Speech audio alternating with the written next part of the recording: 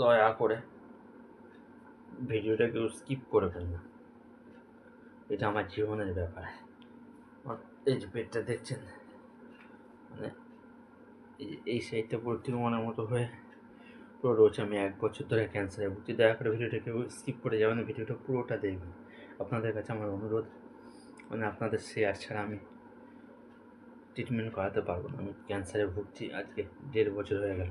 মানে এটা দেখেন, এই জায়গাটা পেটটা কী অবস্থা হয়েছে। আগে আমার পিঠে সার্জারি হয়েছে, হওয়ার পর তো আমি হাঁটতে পারতাম না, কোনোরকম হাঁটতে পারি না, কোনোরকমে একটু হাঁটতে পারি না, এই কোনো দাঁড়িয়েছে খুব কষ্টে। এখন আজ 1 বছরের কাছে আমার ওটি হয়ে গেছে।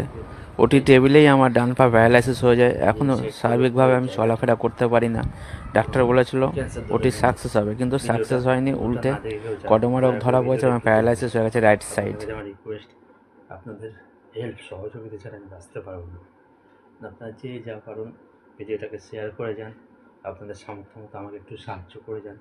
স্ক্রিনে দেওয়া আমার ইউপিআই আইডি দেওয়া থাকলো, আমার স্ক্যানার দেওয়া থাকলো ব্যাংকের, স্ক্যানারে যে যা পারবেন আমাকে সাহায্য করুন। বেশি বেশি করে শেয়ার করুন একটু বড়টা। এই দেখুন অবস্থার, এই জায়গাটা কী হয়ে গেছে। আমি সোজায় দাঁড়াতে পর্যন্ত পারি না, সোজায় একটা দাঁড়াতেও পারি। ঘরের মধ্যে আমি হাঁটা চলা করি খুব কষ্টে, খুবই কষ্টে আমি হাঁটা চলা করতে পারি। মানে মানে বিছনা ধরে ধরে কোনোরকম উঠে